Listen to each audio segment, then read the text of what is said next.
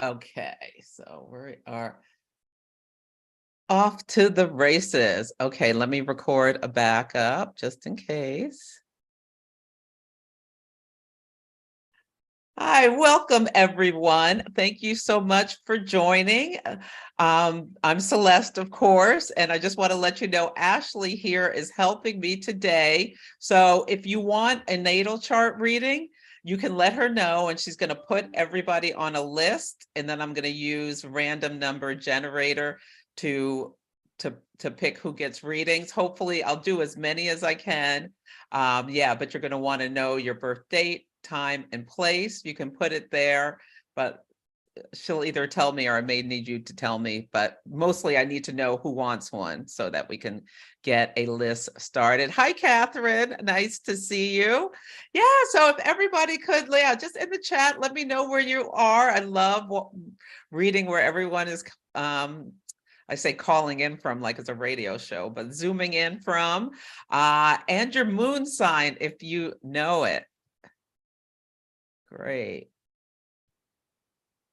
Let me share my screen and we will get started. I'd like this to be interactive. So Ashley is going to, you can either like put your comments in the chat and I'll stop every once in a while for Ashley to tell me the questions, or if you just want to pipe up and ask your question, I'll try to take breaks so that we can do that. And let me just present.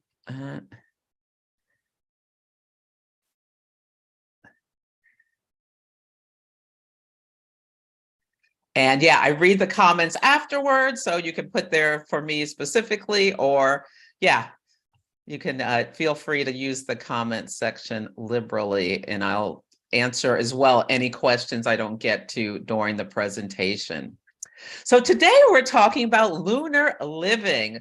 So living in sync with the moon is one of the best ways, I think, to bring more ease and flow into your life.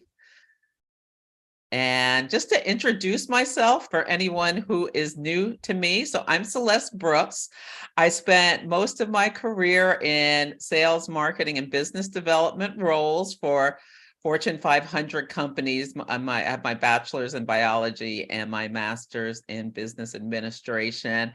But I knew I wanted to retire by 50 from that lifestyle. I had a very rewarding, but high stress career, especially in my later years. And yeah, I when Uranus was coming for my son, I realized, and Uranus is the great awakener that brings big life changes, and Saturn was squaring my son. I was like, I knew I was ready to take a risk. Uranus is like the fool card in the tarot, skipping merrily off a cliff, like taking off the platinum handcuffs and skydiving without a parachute. So I retired early from my corporate career to pursue my passion and my purpose to be an astrologer. I'm also a coach. I utilize all of my years of experience to help people and guide them in conjunction with the natal chart. I specialize in natal astrology horary, which is the astrology of burning questions. It's like the divinatory astrology, where the person asks the astrologer a question and the astrologer casts a chart when they understand the question.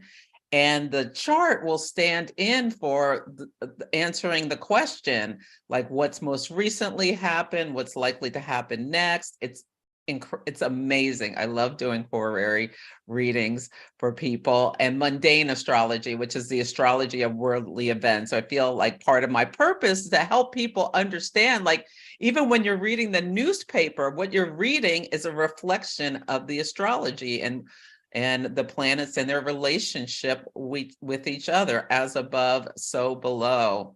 Yeah. I'm the founder of the Moon Mastery Program, which is a tool for self-awakening and managing your life with more ease.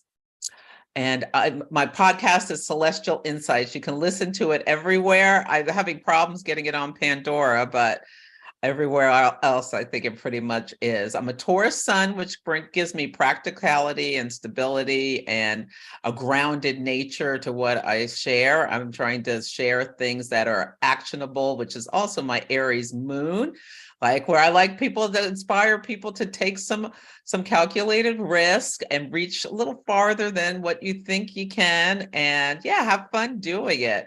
And a Cancer rising, a consultative approach. And I like for everyone to feel like safe and heard when they're working with me. I love to read. I'm a foodie, of course, Taurus sun, Cancer rising. How could I not be? I have lots of planets in the 11th house, and I love flat-faced dogs like pugs. And my dog Debo is part English bulldog and part puggle. Yeah, and he's very, very cute. That's me. My website, astrologybyceleste.com. And if you're on my newsletter, you get new moon and full moon updates. And I like to summarize what we've seen in the astrology there, as well as talk about it on my podcast. Every month, I do setting intention with the moon workshops, which the moon cycles, every new moon, something is seeded. And when we work with these cycles intentionally, we can speed up our abundance and our manifestation by planning in sync with our natal chart as well as the moon cycles. And these are intention setting workshops where I talk about the astrology and then intention setting and do readings for people who are interested who join. Class for Moon Mastery, which is my 6 or 12-week program, begins March 14th. And I do personal readings. You can go to my website, book a reading. I do astrology mentoring, events, coaching programs as well.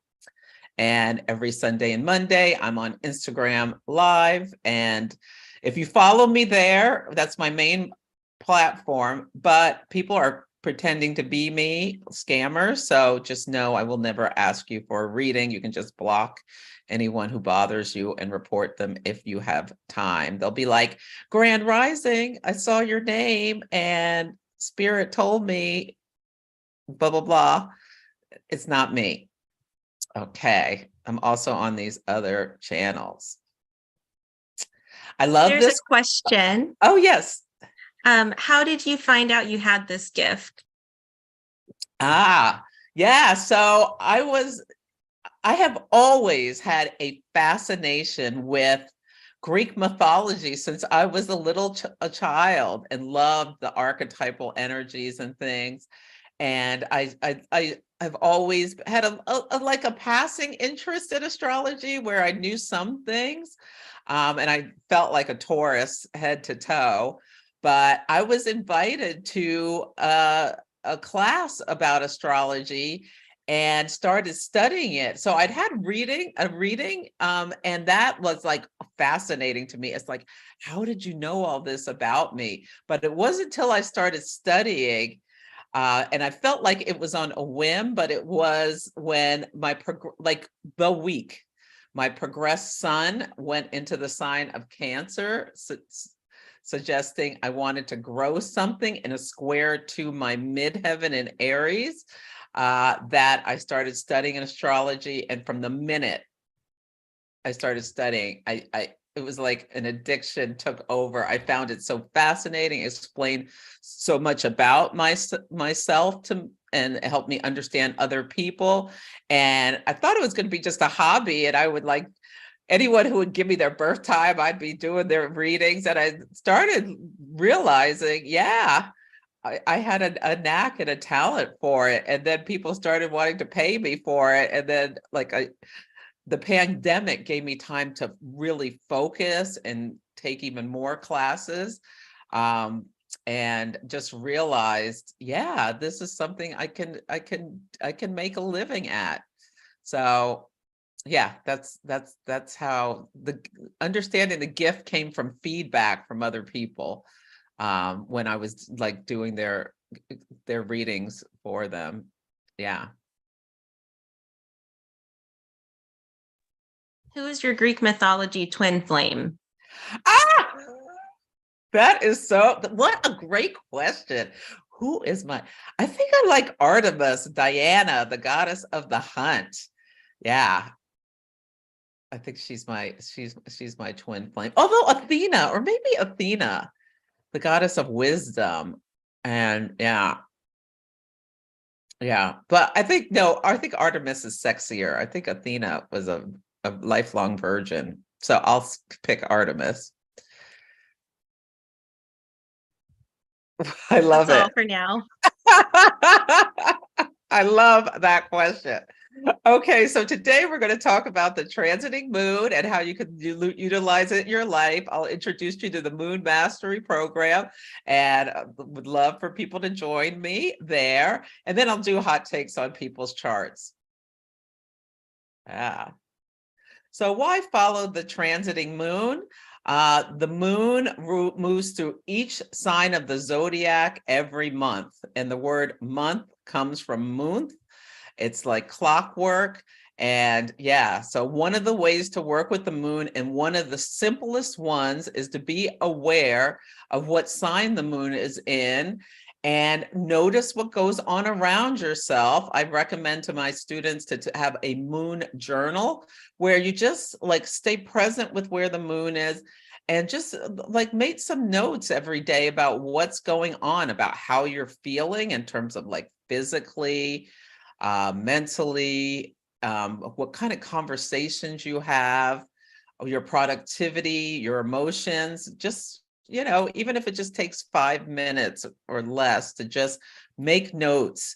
And watching other people, the transiting moon flavors the day. The moon in astrology rules the people, especially when you're talking about mundane astrology. It tells you like what's on the topics on people's minds, how they're behaving, things like that, their moods. Mood comes from moon because the moon rules our emotions. The moon also does something what's called translate the light. The moon is a messenger. So as it goes from planet to planet, it like carries the theme of each one between the others. So it gives you insight the flow of the day.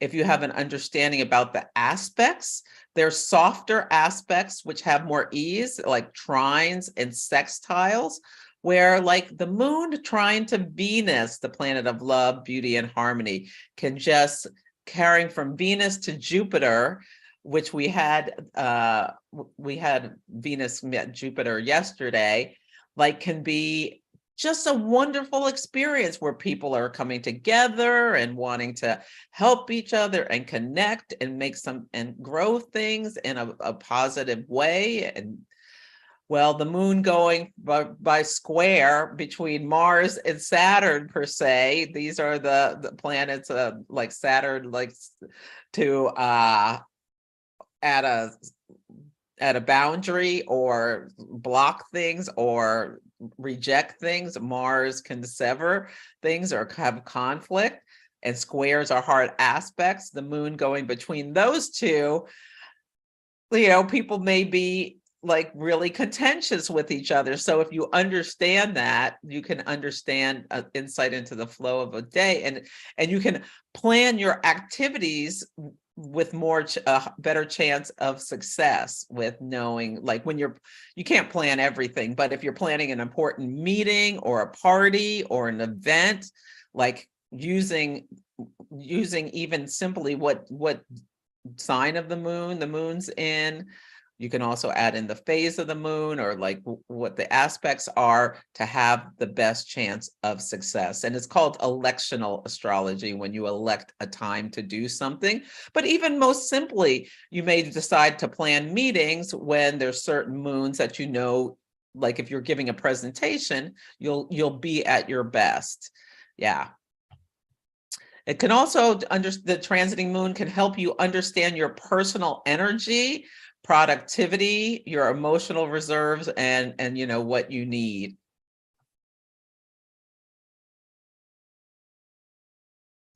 And on the simplest level, you can just think about the elements.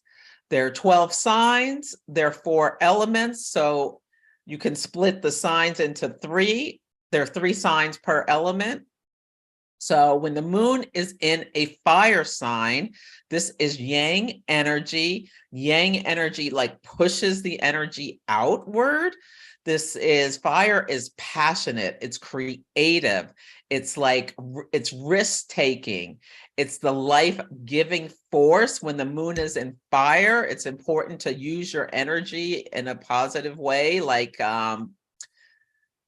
maybe exercise more or get up and go for a walk if you feel any kind of frustration. Yeah, so that you don't fire can burn people, where, you know, people, if like they're feeling tense and they're not moving their chi enough, they may have a little bit of an outburst or say something that offends people and things like that. So knowing the moon is in fire, know people are going to have an extra level of energy, more ready for conflict even potentially.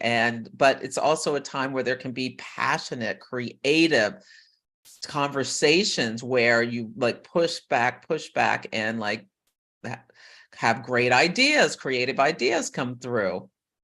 When the moon is in Earth, this is a time that it's a time to like for planning, to be focused on like material things.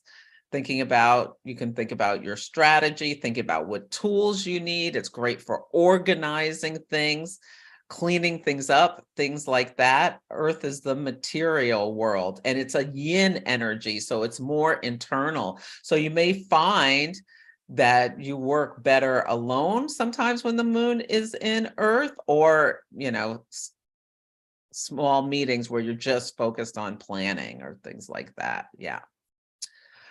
Air is mental energy. It rules the mind, communication.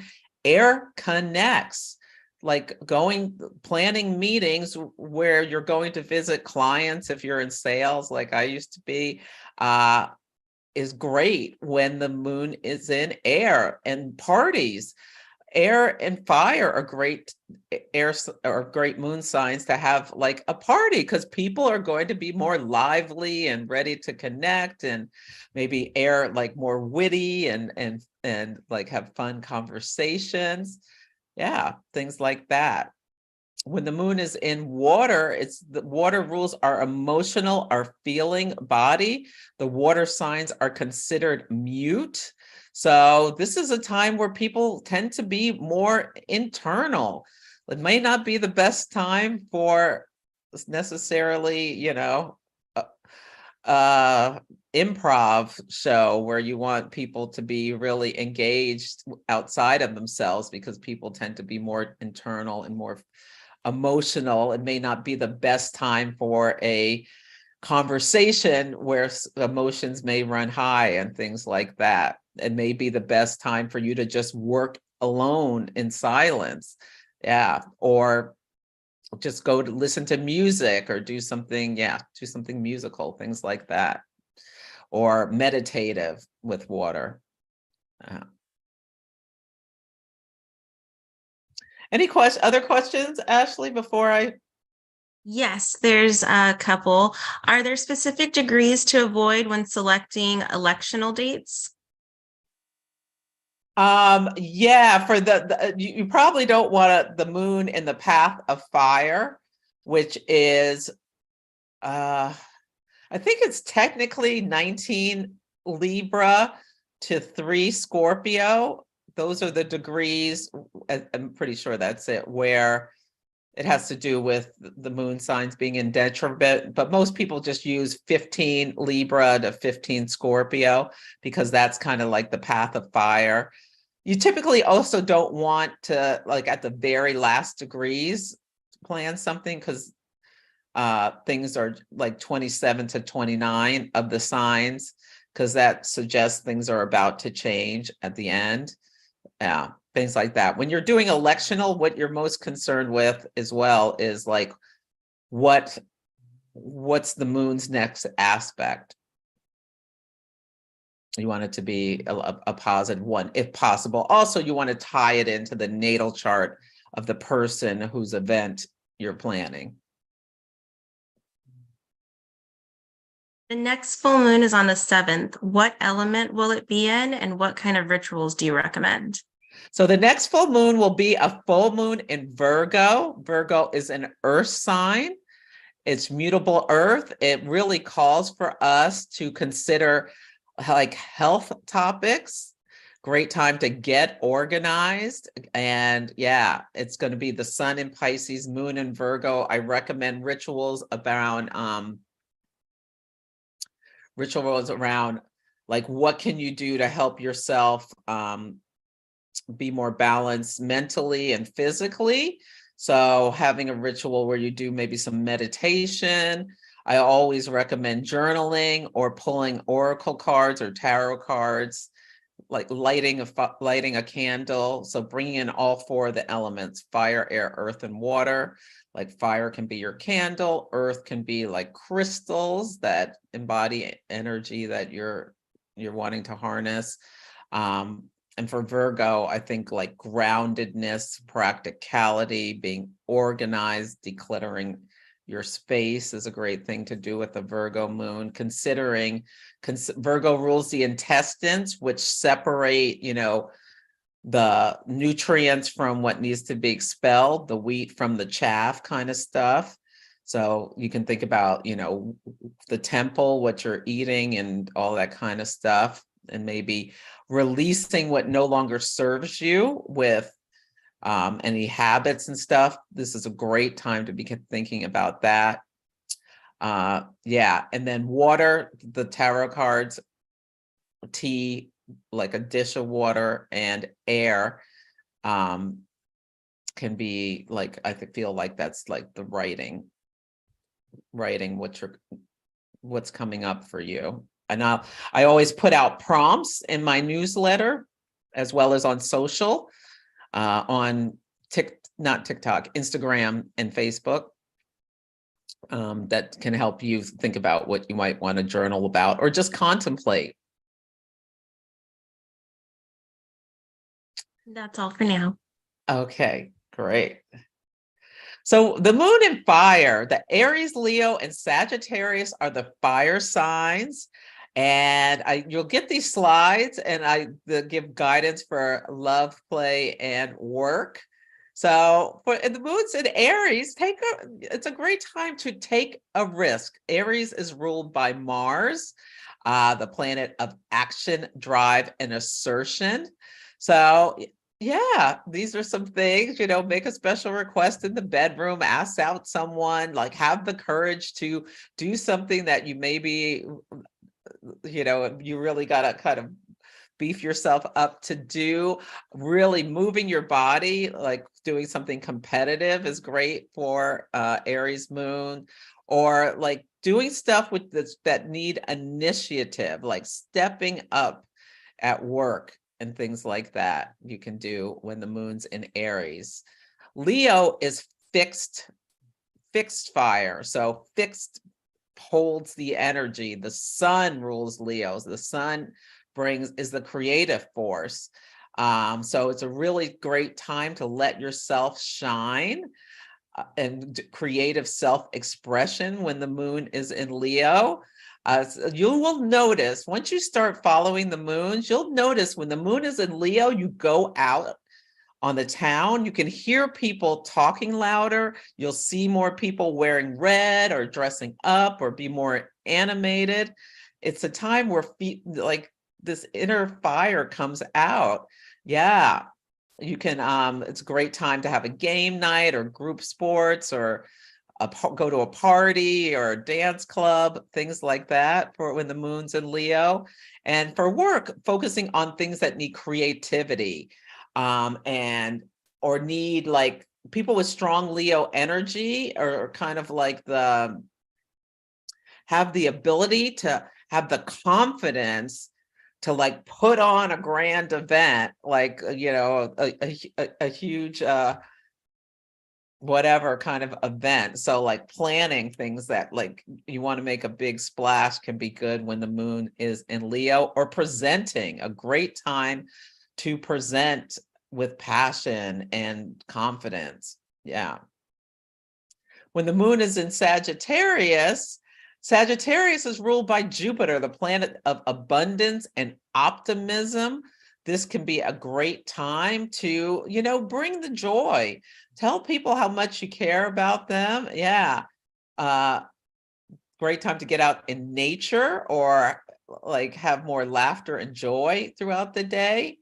And expanding your expertise, learning new things, sharing what you've learned. Yeah, Jupiter, like wisdom is associated with the sign of Sagittarius. People with strong Sagittarius energy are amazing storytellers where they can mesmerize people with their ability to weave the story up. A lot of comedians have strong Sagittarius energy. Now, shadows, when the moon is in Sagittarius, I know this for myself.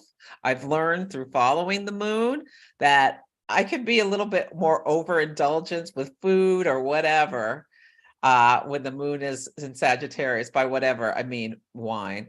That's my favorite. Yeah, one of my favorite things. But yeah, or like wanting to just spend money can be more Leo, like, oh, I deserve that luxurious thing. But yeah, those are some things to think about when the moon is in fire, and people are a little bit more exuberant. Yeah.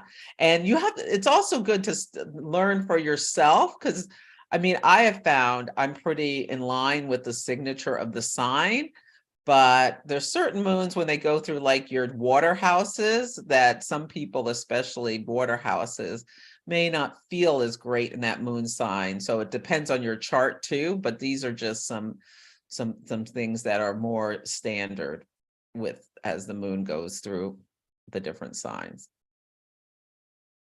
Oh, is this someone who needs help? Hold on one sec. Oh, someone can't get in. Let's see. Hold on one second. How do I?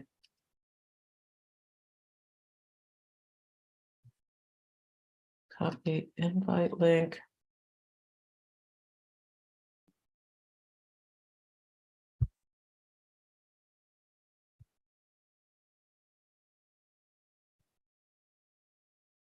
Sorry about that. Okay. So when the moon's in Earth, Taurus, Virgo, and Capricorn are the Earth signs. Fire is yang, Earth is yin. So there can be more of an internal, it's like it'll be a little quieter sometimes when the moon is in Earth, although sometimes Earth can be very critical. So people may be squawking about critical stuff. But anyway. Oh, is there a question? I think maybe everybody, if you can go on mute. I think there's a little background noise. Yeah. Oh, and Ashley, I forgot to make you a co-host. Hold on, let me do that.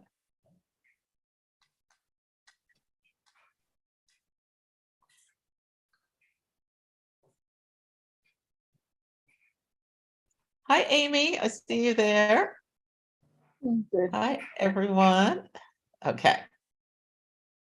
And I'll just mute. Oh. Okay. I'll just make sure everyone's mute. Okay. Okay. Let's see. So when the moon is in Taurus, I love Taurus moons. The moon is exalted in the sign of Taurus, meaning it has a special seat at the table where it can do its thing extra well. It has this grounding, earth grounding for the emotional body. Venus, the planet of love, beauty, and harmony, rules Taurus. And it's a fixed earth sign. So Taurus is about making money moves. Yeah. And it's also, people with strong Taurus can be great project managers. So, if there's tasks that need your focus and persistence, Taurus moons are great. Self-care, spoiling yourself, enjoying the senses, baths, good food, nature. Yeah. Taurus rules the throat, singing, things like that are great for Taurus moons. And yeah, like the five senses, something tactile, getting a massage or giving a massage, yeah, getting your nails done, that sort of thing. Things that soothe the senses are great to do with Taurus moon. Spoil yourself a little bit. For Virgo, it's like Virgo is the editor. It's ruled by Mercury. Even though Virgo is an earth sign, there's an airy quality because Mercury is the planet of communication and thought processes, also of commerce. So yeah, so if you need attention to detail, if you need to get something done that's you don't necessarily like to get done, like mundane tasks, like these are great things to do with the Virgo moon. Cleaning, things like that are great with Virgo. Committing to healthy choices that bring joy. Organizing are great things to do. Marie Kondoing your life when the moon's in Virgo. Yeah, being of service. Yes, when the moon's in Virgo. Do something nice for your sweetie. Yeah. When the moon is in Capricorn, Capricorn is the, you know, the big boss, a big boss energy of the zodiac, and it is ruled by Saturn, the planet of structure, boundaries, and discipline. Yeah. So this is a time when you can plan what you want to achieve. So Saturn rules achievement with hard work. People with strong Capricorn energy are often very ambitious and focused on leaving a legacy. So you can think about, and it's an initiating cardinal sign, leadership. People with strong Capricorn have strong leadership skills often. So if you need to lead a project, to schedule that meeting, do plans for your long-term growth. Challenge yourself, like if you do stuff at the gym, like lift heavier or something like that. Yeah. And in love, it's talking about commitments. What are your long-term plans? Do you need to mature? Saturn rules maturity, mature up into the next step with a home or kids or something like that. Yeah. Any questions, Ashley? There are no questions. Okay. The moon in air. So the air signs are the humane signs. And you can see how there's often, two, like there's with Gemini's, the twins with the two pillars with the things. Yeah. Gemini on the high road brings the information from the heavens down to us mere mortals here on earth. Libra striving for fairness and balance between people. Aquarius, very future oriented, very concerned about the collective and people being treated equally and as opposed to hierarchically, like Capricorn's more hierarchical. Aquarius is more all people created equal. The United States moon and the United States chart is in Aquarius, talking about we, the people kind of stuff. Yeah. So anyway, in Gemini, the moon, great time for communication, using your voice, writing, teaching, networking. Now, Gemini's in my 12th house. So I don't love Gemini moons as much as maybe some other people do because it kind of stimulates a little more nervous energy within me sometimes. Not always, it depends on the moon phase. But anyway, just through learning and watching the moon and taking stock of it, I know, I don't love Gemini moons as maybe as much as someone who has Gemini in their third house of communication. Or you may find people rambling with the moon is in Gemini. So if you know you have a problem with talking too much, maybe be aware of that and you don't schedule your big presentation if you like that energy just makes you nervous and you talk more than you should. Yeah. For play, call your sibling.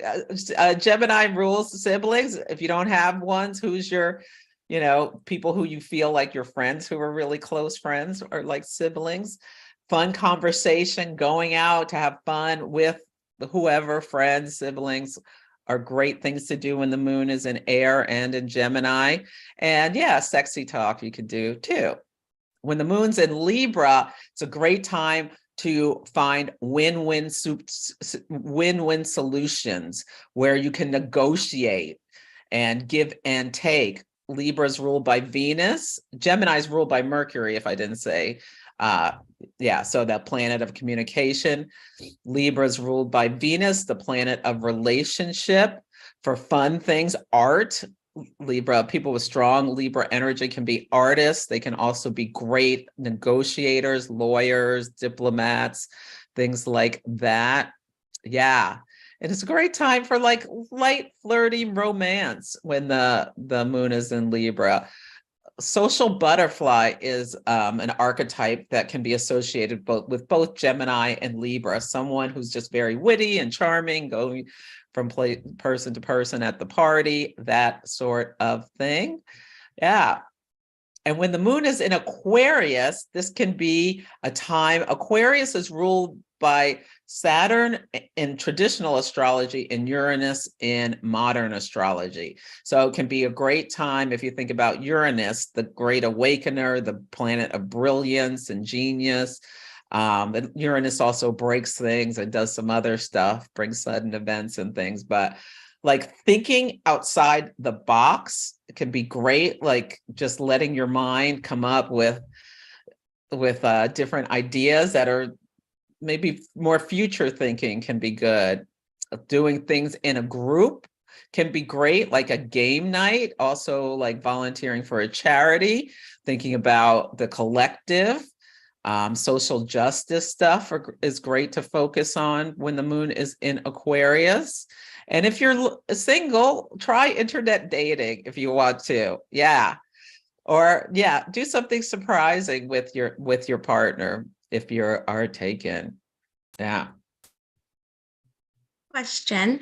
Why are they called the humane signs? Are the other signs inhumane? Okay, they're the humane signs because they're about humans, people, connecting, speaking, communicating.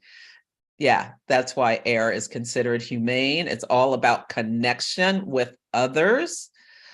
Some of the signs are considered bestial, like Leo, Taurus, like four-footed signs, where it doesn't mean they're not inhumane, but the people may be a little bit, with a predominance, maybe a little bit more into like the physical rather than the mental, things like that. Yeah, water signs are mute. They don't, yeah, it's more internal and don't talk. So that's, yeah, their different signs are categorized in different ways like that as well. So does that mean connection with people is important to the air signs? Typically, yes. Now, a strong Aquarius can be maybe a loner, where they may be more about connecting with their higher mind, but typically people with strong air are interested in connecting with others.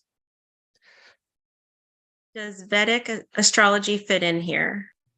I have not studied Vedic astrology, so I don't know much about Vedic, so I can't speak to that.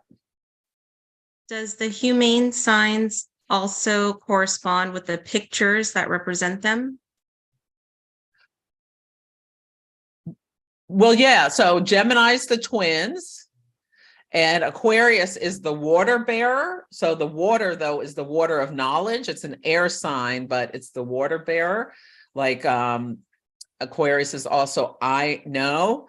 Now it's really interesting. Libra is just the scales. It's the only graphic. The glyph of Libra is the only one that's doesn't have a human or an animal. It's just this metallic object. Sometimes people with a strong Libra energy can be a little, icy, like very formal or reserved, but a hand holds the scales. So it's about people as well. And does I read that one already. How does one know that they're strong air? Is it their moon sign is an air? Well, if you have strong, that means either you have multiple planets, I would say a stellium, which is 3 or more planets in that sign, or like if you're an air rising sign, that brings a lot of air. So especially your big 3, your sun, moon, and rising, those are the pillars of communication.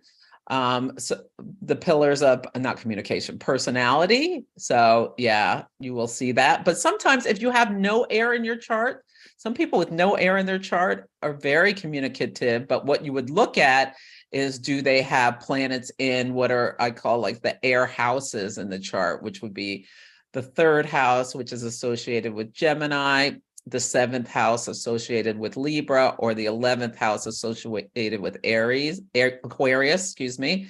If you have a predominance of planets in any of those houses, you may be more social, even if you don't have a lot of air planets. So, I mean, you got to look at the chart, but typically you can just think about, do you have 3 or more planets in air? And there tends to be, or an air rising, there tends to be a focus on connecting and communicating. And that's all we have.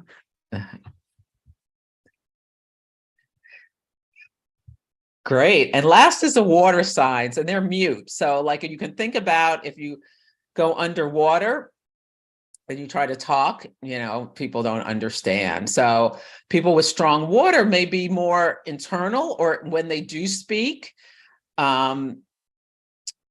saying something like really of meaning, maybe even deep when there's conversation. A Taurus is also called the silent one. Buddha was a Taurus, so that's another story. But anyway, Cancer is where the moon is at home, and and Cancer is consultative. Cancer is the mother, is one of the archetypes, very caretaking, nurturing of people. So it's a great time for work, like mentoring someone. Don't overschedule yourself too much when the moon is in a water sign, because you may, your reserves may be better used, like keeping things light when the moon is in Cancer. Nurturing yourself, enjoying a bath, connecting with your mother, having good meals. These are all things, taking care of your kids, playing with your kids. These are great things to do with the moon in Cancer, or your pets. Yeah. Just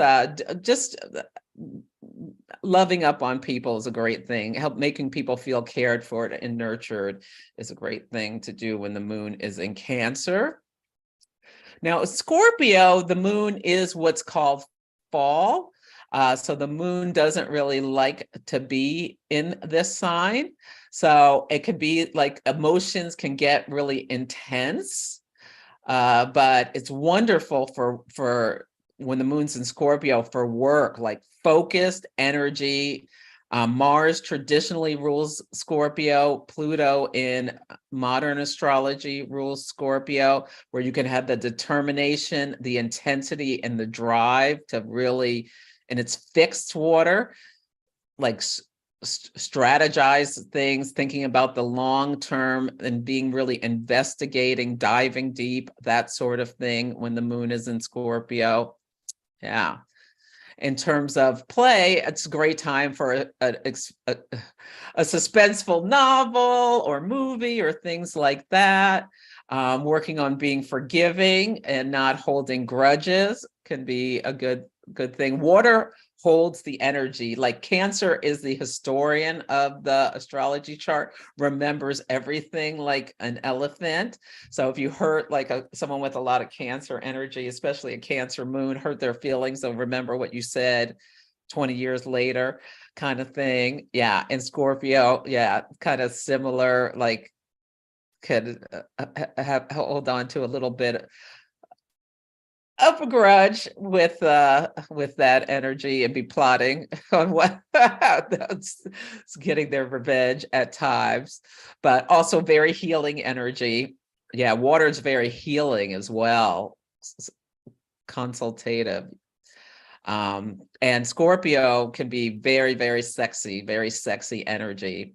That's great for a date night where, yeah, with someone you've been dating quite a while or are married to.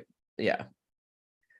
Okay, Pisces is mutable water, ruled traditionally by Jupiter and then modern astrology by Neptune, the planet of illusions and delusions and spirituality and all of that mysticism and higher consciousness.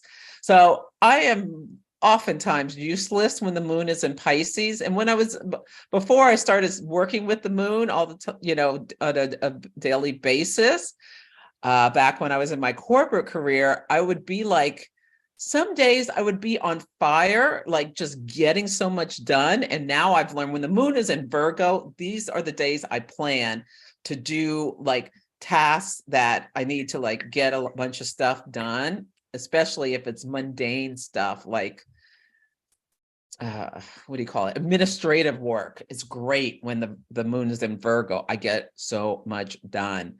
And Pisces, I just want to not do much, relax, lighten up. So I tend to clear my calendar when the moon is in Pisces.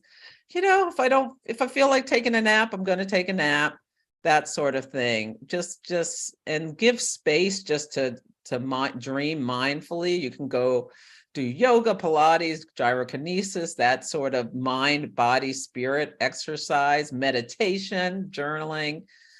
Doing something selfless or compassionate for other people is great when the moon is in Pisces. And just spending quiet time together. Yeah, indulging in fantasies. That can be great when the moon is in Pisces.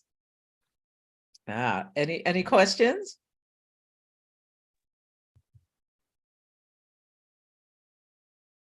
Sorry. What is the difference between traditional and modern astrology? So there are just some different rules between the two. Modern astrology adds in the outer planets of Uranus, Neptune, and Pluto, which weren't discovered in traditional times. In traditional times, Saturn was the farthest planet you could see with your naked eye. We didn't find Uranus until there was different technology available. So in traditional astrology, you tend to work with only the 7 traditional planets, Saturn inward. And then you add them in modern. There's a lot more like psychological stuff that comes in modern astrology versus traditional astrology. And yeah, I work with both of them and kind of mix and match with what I think, what works well for me. They both have a lot of value. But with horary, that's a traditional technique. So I work a lot with that, with the traditional rules. What has been the biggest overall change you've noticed in your life since living lunar? Reduced stress. I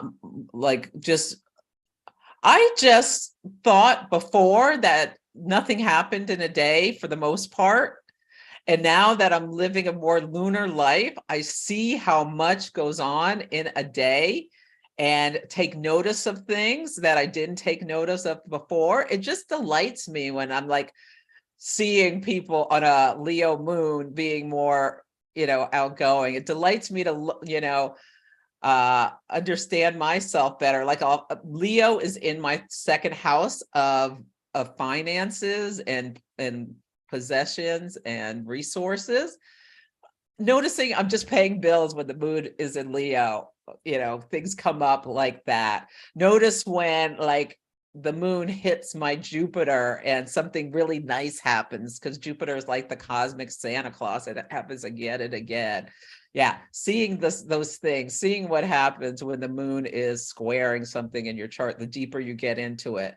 So like the magic and the mystery of life has unfolded with living a more lunar life, as well as working with the moon phases, understanding decision making. Like we make decisions around the the time where the moon's at the first quarter, especially, or the last quarter, that hard aspect. So understanding if something keeps bugging me and I realize what moon phase we're in, I'm like, okay, this is something I really need to take seriously, because my inner conscious, my subconscious is calling for a decision or an action or something like that. So yeah, it's just helped me to live so much of a more present life, as well as understanding other people's moon signs, and my own moon sign has helped me with relationships so much, and just be more accepting. Astrology is the language of self and of acceptance. Yeah. And helping people understand, how to communicate better and how to care for each other better. Yeah. And care for myself better with understanding the moon. And Dion Marie had her hand raised, but she put it down. So I don't know if you wanted to come off mute and ask a question. Or maybe not. Oh, Maybe. sorry. I was trying to find my unmute button.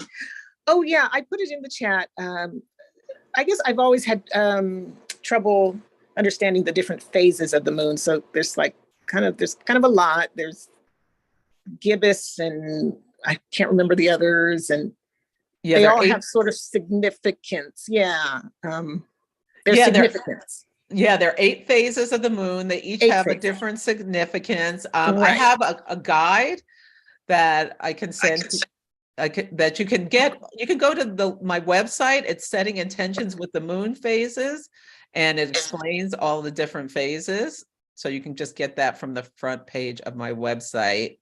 Yeah, and if you take Moon Mastery, we go deep into the different phases, and helping you understand them and what to do with them and that sort of thing.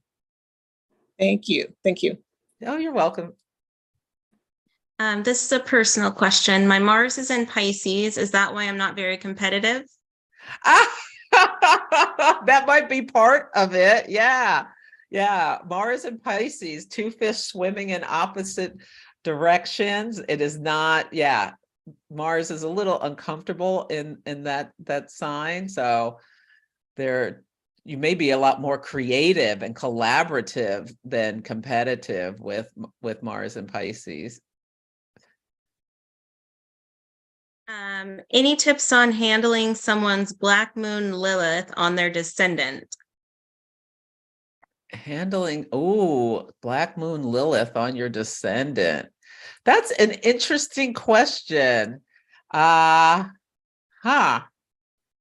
black moon Lilith was Adam's first wife, and Lilith has a little bit of intensity and can be a little like a little bit of our drive to not be subservient and be heard and stand out. Yeah, I don't work with Lilith that much that I've noticed it in relationships, but I think what's coming to me is I'm going to pull a card for that. I'm going to pull, how do you work with someone's black moon Lilith? Is to be forthright, bring everything up on the table, not be manipulative, I think would be ways to work with. Yeah, straightforward, honest. There could be some intensity in the relationship, I would think. But that could be your ride or die. Oh, how interesting. I pulled the card that doesn't have any writing on it. It's like, what is your own imagination card? Let me pull one more. And then I pulled messenger. So I'm going to go with what I said at the beginning, being straightforward and, no,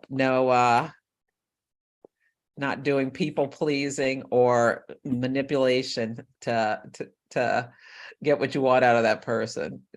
That's what's coming to me. That's my intuition. That's all for now. Okay. Oh, wait, maybe not.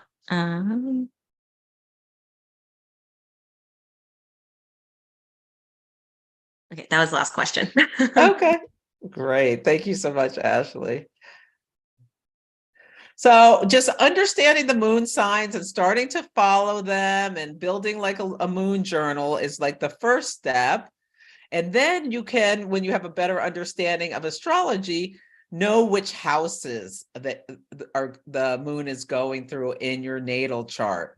So like the first house, like you may notice yourself making doctor's appointments or being at the doctor because the first house is the house of vitality. It's a house of the self. You may have thoughts of like your personal brand. People may be more drawn to you when the moon is in your first house. Can be something. Second house about making money moves. Third house, communication. When the moon's in your third house, you may be busy, running errands, that sort of thing, or talking to others a lot, things like that. A good time for studying or learning, that sort of thing. The fourth house, you may be a little more emotionally sensitive. The fourth house, it's the most private place in our chart. Things about nostalgia may come up. You may be come up things about your parents or your family, or things that need to be taken care of at home. Maybe more coming up regardless of what sign the moon's in. Fifth house, wanting to have fun, doing stuff like focused on children, creativity, dating, sex, all those kinds of things. Risk taking, so maybe some indulgence as well. Sixth house, this can be a time where like it's important to be more fortified, get more sleep. So the sixth house rules things that go wrong with your health more than just health. The first house is vitality. Sixth house is things that go wrong with your health. So yeah, just keep that in mind. Maybe make sure you're got your immunity boosted up at these times. You may also find yourself at the doctor or focused on thinking about health stuff, or just like daily life chores and tasks, cleaning up. There's like Virgo energy, cleaning up, decluttering, organizing. These can be great things to like get mundane tasks done. Pet stuff, pets fall in the sixth house. Seventh house is partnership. So this can be about like your love partner, your business partners, your clients, if you have your own business.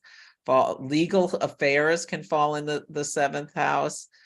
So moon going through there, there may be more like you dealing with people one-on-one and trying to find collaboration, or it could be fighting. I mean, yeah. Eighth house, that's a more internal. The eighth house rules like anguish of the mind and some worry stuff. It's also about transformation, deep psychological processes. Good time to like shadow stuff may come up for you to deal with. Yeah, good time to, you may find yourself doing your taxes when the moon is in the eighth house of other people's property, or things like that, shared resources, focused on debt or things like that. The ninth house has a Sagittarius theme. So higher learning, travel, thinking about that sort of thing, taking classes, wisdom, religion, like your higher philosophies in life are very ninth house topics.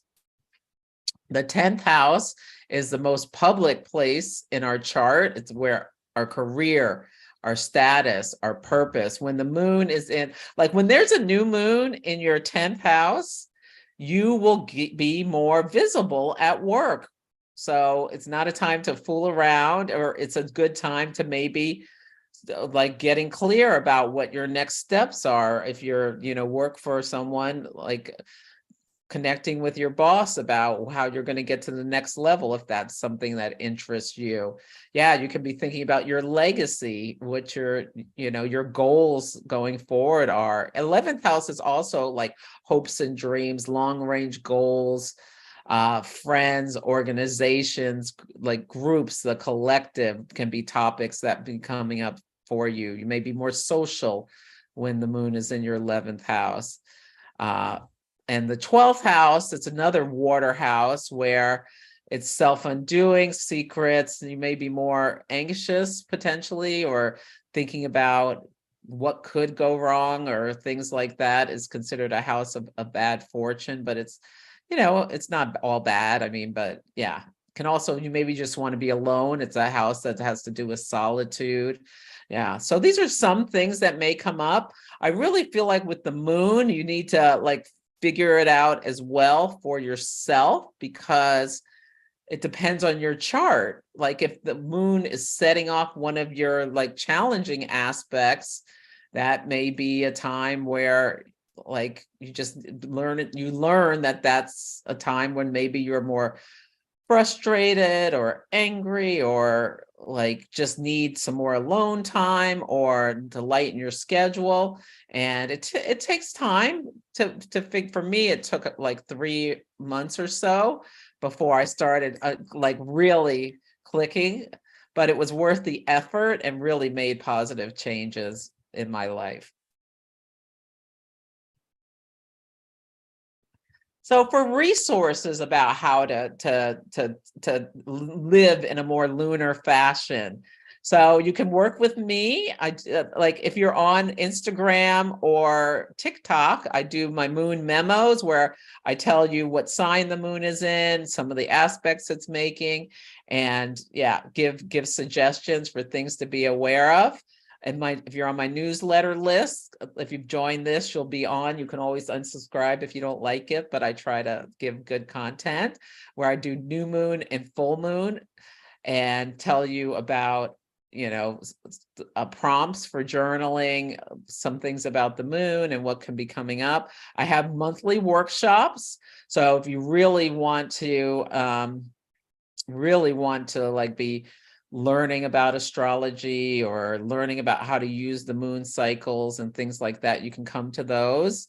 Those are on Zoom in small groups. Yeah. And Moon Mastery class we're going to hear about is coming, where you really can dive deep into the moon and all her magic. And then my podcast, Celestial Insights, I always talk about what's going on with the moon with that.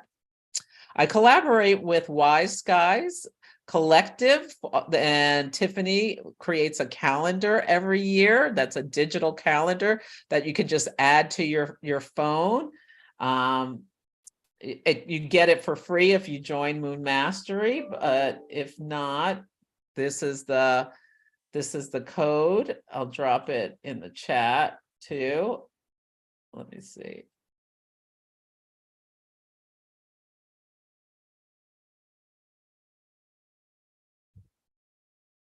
So it's only $22 and it's a really great resource.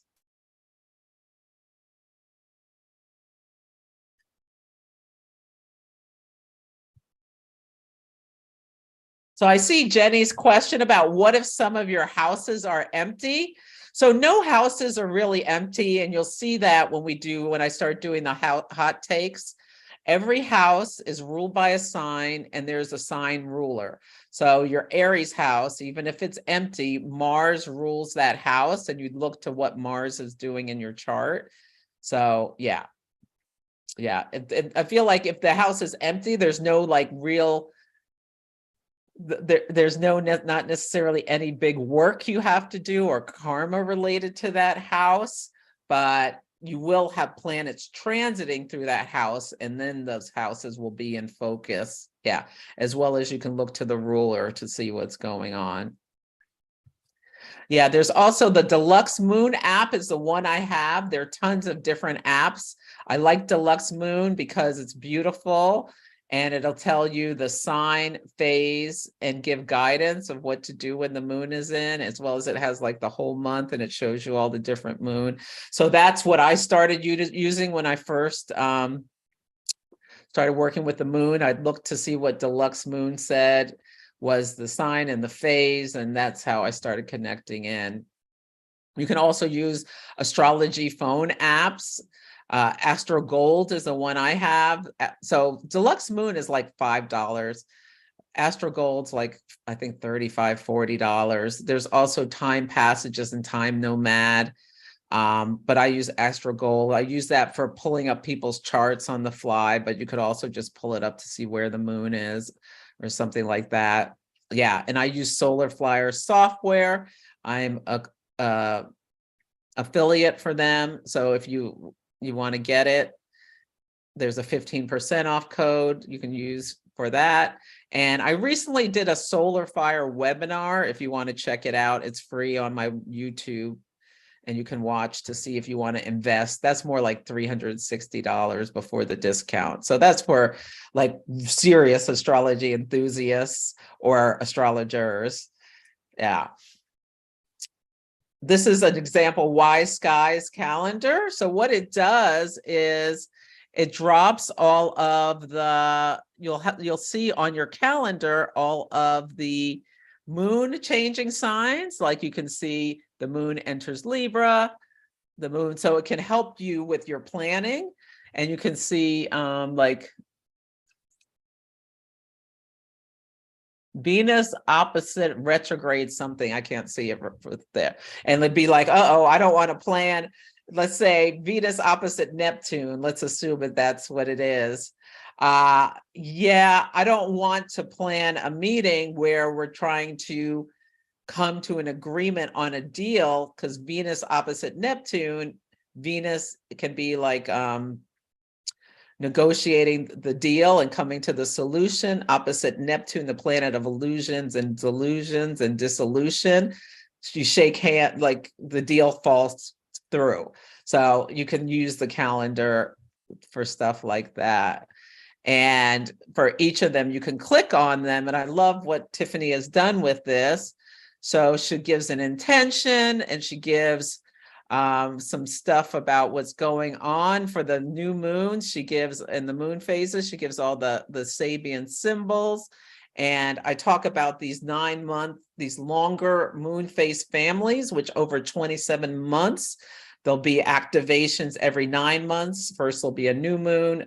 9 months later, a first quarter moon. 9 months later, a full moon. 9 months later, a last quarter moon, where your chart is activated in the same place. And there'll be, like, if it's near a planet or an angle, or a node, there may be a big story that has pivot points every 9 months.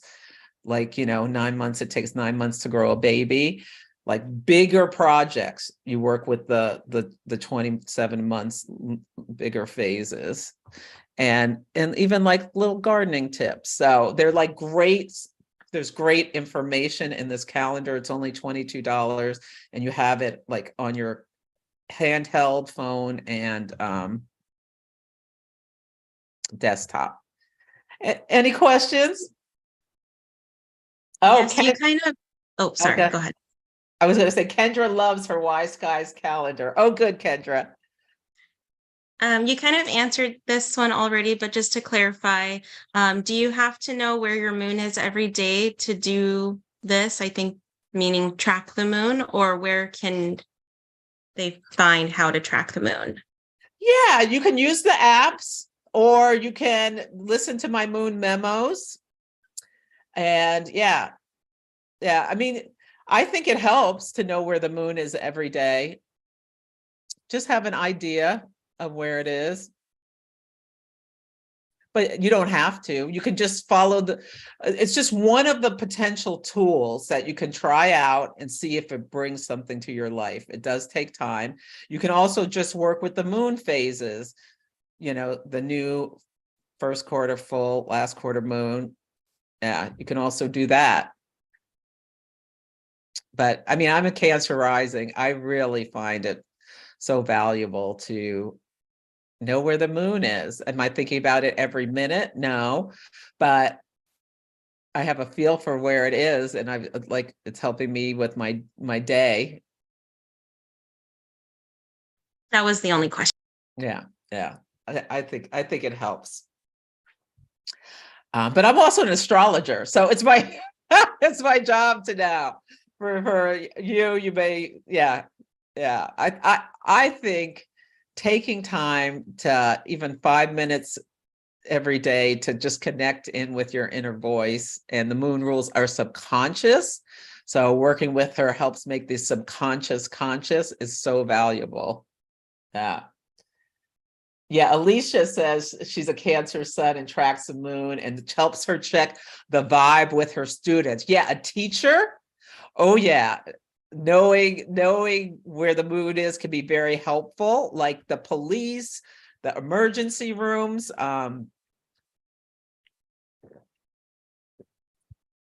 Bus drivers, they all know when the full moon is coming because emotions run high on a full moon, and people are more likely to act out.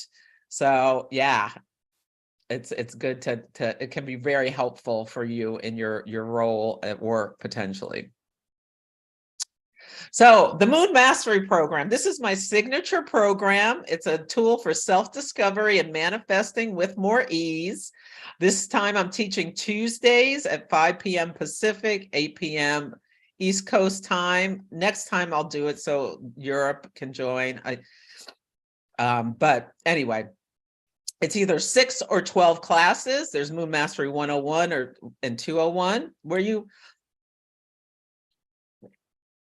excuse me, my throat's dry. Learn some of the basics about astrology through the lens of the moon. I have people who are brand new to astrology take it, as well as I've had multiple astrologers take it, because it dives in everything about the moon, which is one of the most important planets in astrology, which I think sometimes gets short shrift. The moon and the sun are equal size from our perspective on Earth. People have been like navigating life through the light of the moon, like going on journeys, planting, harvesting, celebrating things. And working with the moon brings us back into a more natural connection with life and whatnot. We live in such a solar world that's so disconnected from the natural rhythms. I think it's so helpful.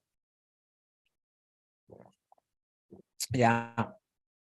And you'll help you develop a connection with your big 3 sun, moon, and rising. Learn how to navigate your relationships better and uncover stuff about yourself, some of your talents, some of your blind spots. It's a community of spiritual people who are, like-minded, very open, ask questions, share your insights. You have the option for a study buddy if you want. And we talk about astrology in action, what's going on in the collective and how it relates to what's going on with the moon.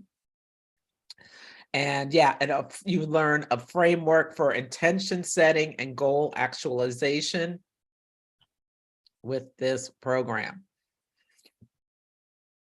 So why take it? It helps you slice through the shadows. Understanding your natal chart is like getting a flashlight to illuminate the dark spaces, the shadows of ourselves, our subconscious, to live more presently, understand. Like another thing, learning like when I'm more likely to be kind of thinking about what could go wrong rather than what could go right. It helps me learning the moon thing. The moon through the signs was one of the things that I learned, because I have my South Node in Virgo. Sometimes I can be a little worrywart at times. You can pivot from seeking outside guidance to really trust your inner guidance. It really helps you connect with your inner world. It's fun and insightful, and really can bring reduced stress, increase joy, and help you achieve your goals and improve your relationships. So these are the different classes. And when you go to the website, you can see that as well. Kendra has an Aries moon, and after months of note taking, yes. Yeah, you've learned. Yeah. And let me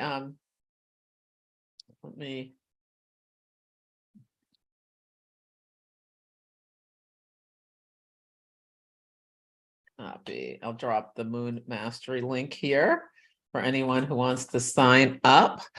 Yeah, these are the different classes for Moon Mastery 101, which is the 6 weeks, Tuesday nights, 5 p.m. Pacific, 8 p.m. East Coast time. I'll let you read through those. You can also see that on the website. And then this is Moon Mastery 201 for people who want to dive even deeper. So for some people just want to take 101 and learn these tools and that can give you tools for life to help you navigate with your intention setting and understanding yourself better, building your relationships. If you want to go deeper, there's Moon Mastery 201 too, where we get into stuff about eclipses and the progressed moon and how to predict and assess what's coming up with your natal chart, what may be coming up in your life based on the moon cycles. So by the end of the course, you'll have a new perspective to make more conscious decisions, improve your relationships, and achieve your goals. And you get a framework, you get a Moon Mastery Journal to help you guide you through the rest of the year. It's more than 6 months, and advance your journey. You get a gorgeous set of these altar cards. You get the photos that you can print out on photo paper. And I have them up. I have a little area, my altar, where I have my cards. So that's how I stayed, I stayed present, or I'll just see where the moon is. But now, I just know. You get an option for 20% off a reading or coaching program, the calendar, and the Procyon bonus. There's still room for people. If you sign up now, you get Ask Me Anything, an $80 value, or a horary, which is an $80 value. So what I'll do for you, and you can redeem it within a year, where if you have like a burning question about your natal chart or a burning question, I will record a video for you answering the question. So I think there's 6 more spaces for Procyon, so grab it if you want. And please sign up by the 10th if you want to take the class, because I need to put your charts into my software and pair study buddies and stuff like that. So yes, so it starts March 14th. One payment, the 6-week class is one payment of $442 of $260, or the second class is $530, 2 payments of $300, or if you buy both, $800 for all 12 weeks, or 3 payments of $300. So you save $170 total if you buy both. So I'd love to see people in class. Are there any questions about the class before I move on to doing hot takes? None yet about the class, but there is a question on, is there a difference between tracking the moon overall relative to the sign and house versus your natal moon? Yes. Yeah. As you go deeper, you can think about, you can just track the moon and see what's going on. And then you can understand, okay, going deeper, I have a Cancer moon. When the moon is in Libra, say, and it's in a square to my natal moon, I notice that my partner and I have more tension about household chores and whatnot. So you can learn things deeper by taking into account that.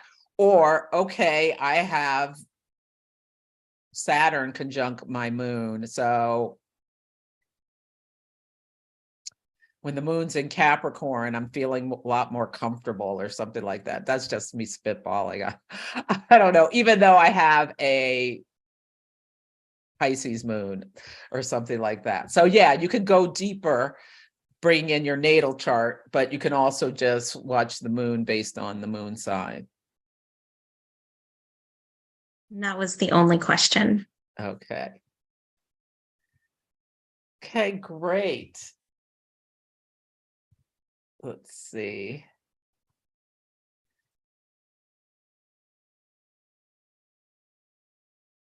And okay, Ashley, do you have all the people numbered? Yes, there are 16. Okay.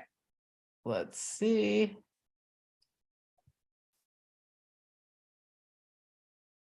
Number 14. We're going to do a hot takes. Oh, wait, before I do, let me stop sharing. And any other questions? If someone would just wants to ask a question, come off mute.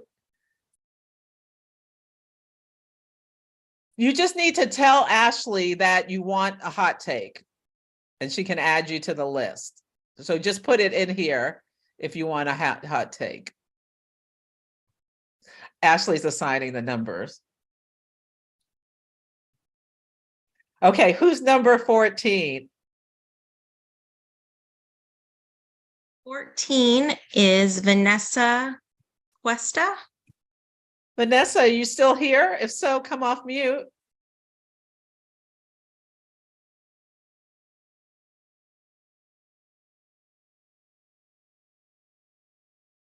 And say something.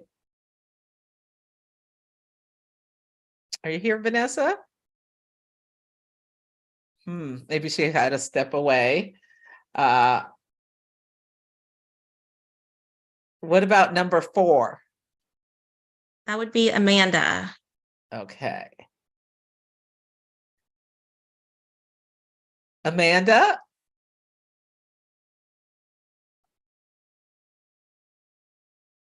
Are you ready for your reading? I see you there. Can you say something? Sorry, I have you on 2 screens because you keep going mute on my laptop, so I unmuted that. Oh, no worries. It's been a day. Today was Mercury conjunct Saturn in Aquarius. So Aquarius rules like technology, and so does like Mercury. Yeah, so having computer problems today is right on brand. Okay. You'll know what on brand it is. I'll see if you can figure out what my issues were. So Amanda's birth date is 2/17/1970 at 1:11 a.m. in Tucson, Arizona. Okay. Oh, I always spell Tucson wrong. I want to spell it T-U-S. It's T-U-C. Tucson. Yeah. Okay, here we go. Here is your natal chart.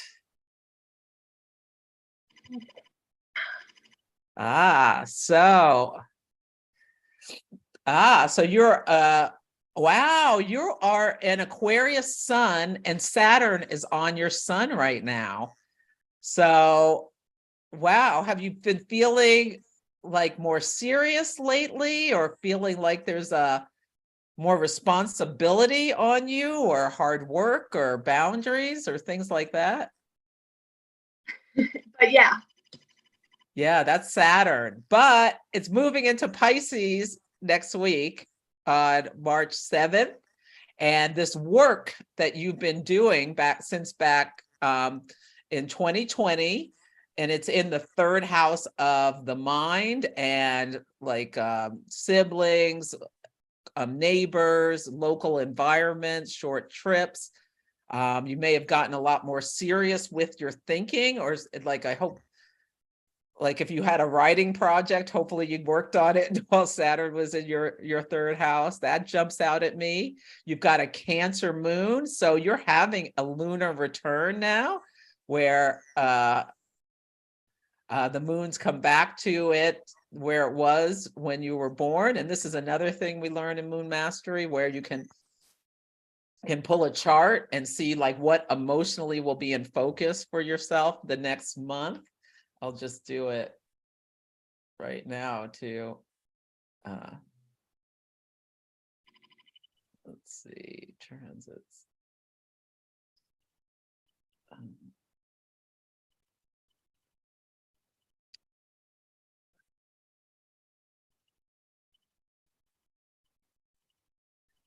Okay, so this is your lunar return for March 2nd. Okay, so it'll be in the 8th. It'll be in the 8th house. So there may be some things that come up around intimacy, shadow stuff, inheritance, things like that, debt, taxes, but the sun and moon are entwined. So yeah.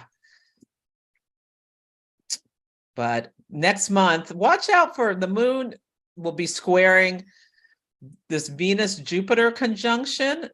So, oh, you're having your lunar, yeah, it's today. You're in your lunar return. So really notice if you're tempted to like take on too much or just overdo things, or like more responsibilities come up at home, or you're feeling pushed to like spend money on yourself that may cause problems, you know, with your family or something, your relationship, or just overindulgence in general, or just like wanting to just treat yourself. Like it's great to treat yourself, but you may feel like this internal push with the moon being in your 8th house of deep psychological processes, squaring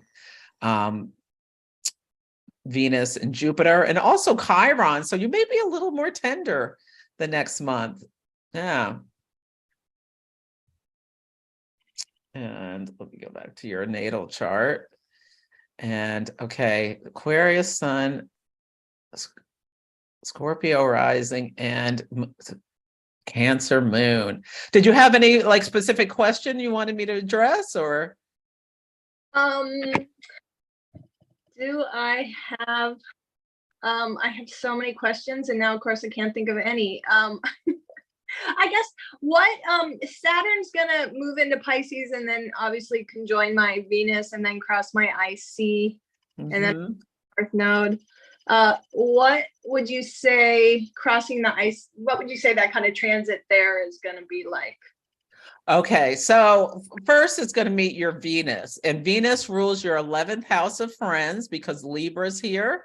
So even though the 11th house is empty, it's ruled by Venus in Pisces. And actually Uranus has a, and where's Taurus, and your 6th house and your 7th house. Are you married? No. Okay, so there may be, are you dating someone seriously or? Nope. Okay, well, Saturn coming to your Venus could possibly be like you meet someone serious. Now, I also want you to keep in mind, you know, taking care of your health, because the 6th house is the house of things that go wrong with health. Or you may feel like just at work that you have so much like busyness going on. When Saturn crosses your IC, you may have more responsibilities at home. It could be like, I don't know if your parents need help, or things like that can come up with Saturn crossing your IC. And that's the most personal place in your chart. So yeah, there may be some restructuring needed. Hopefully you don't have any water issues at home. If anything seems like it's leaking or something, take care of it right away. That sort of thing can come up. Okay. Yeah, so that's a big transit, Saturn crossing your angle. So it'll be, you know, stay present for what comes up, even noticing as early as next week, you made a hint of the story. Right. Yeah. But with that Cancer moon, that's the moon's at home there. Do you feel really connected with your emotions and your emotional body? Yeah. Oh, Yeah. good. Good. You cry, can you cry easily or have access to? Yeah, I'm a crier. Yeah. Okay. And moon square Mars. So can you get, like when you get angry, are you able to express that very easily? You know, I can snap quickly, but then I dial it back really fast too. Like once so like that Aries Mars, you know, it's kind of like I just snap and I'm like, I have a little burst and then I'm like, okay, I'm over it. Yeah, that's a nice thing. So you have that Mars in Aries, which is also at home, like gets angry and then gets over it. Whereas the moon in Cancer, sometimes people will have that remember 25 years later what you said on Thursday in 2002. Yeah. Yeah, I remember it. I just get over it. Okay. Good, Nope. good. Okay. Great. Well, thank you, Amanda. Thank you. You're welcome. Oh, let me I'll pull your card for you. Let's see. Oh, and what my issue was today. I hit a pothole, so warning everybody and all the things, and I popped my tire, which also is a very third house Saturn on your sun kind of thing for the day. Yes, definitely. The third house is like cars, short travel, Saturn problems. Yep. You experienced that. Yeah. So sorry. That happened to me a few weeks ago. Yeah, it was not fun. And here I pulled symmetry for you. Yeah. So think about maintaining balance despite hard stuff like and yeah, when Saturn will square your Neptune, yeah, in your first house so be extra careful about getting sick between now and through March. Okay. Yeah, especially like respiratory stuff. Okay, so what is the total number now, Ashley? I think someone else added their information.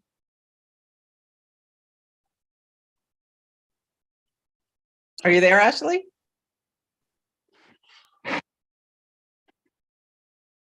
Uh-oh. Oh, okay. Oh, she had to run out for a minute. Okay, so we have 19 people now. I've got it. Celeste, before you move past Amanda's chart, can you just talk about this when the Saturn kind of goes over her North Node in Pisces, like what that would mean for her, destiny line? Yeah, so the North Node, Saturn is about mastery. And so the North Node in Pisces, I think, is really important for you to have like good spiritual practices where you trust your intuition. The North Node can also has like an ascendant midheaven quality. So it may have something to do with like taking on more responsibility out in the world or at work. Could possibly come up when that is happening. You can think about also about your Neptune's in the first house. So maybe like some changes or crystallizing in your sense of identity or like personal brand. Jupiter in the 12th, like having good spiritual practices, like avoiding or taming any kind of self-undoing stuff could be really helpful when Saturn hits the North Node. My North Node, but this is not going to happen for Amanda until next year, 2024. I have my North Node at 8, or is it 9 Pisces? So I guess that's next year too. Yeah, it's coming. So for me, I'm a little concerned about my feet. Pisces rules the feet because I have a foot bunion, and I think it's probably going to get more serious when Saturn hits it. So that sort of thing can happen. And Saturn in her chart rules her third house, and it's in her second house. So she may be becoming like more conservative about spending, or like having something come up around like her personal resources or values, or third house topics, like a sibling may need more help or something like that, or a neighbor. There could be like something coming in from someone else. But Saturn's more responsibilities, and the North Node, like where less like what you're learning how to it's your spiritual path of like leaning into that Pisces energy, which is probably more it's probably easier for her because her IC is there and her Venus is there. She probably feels more comfortable with that than people who have like no planets in Pisces.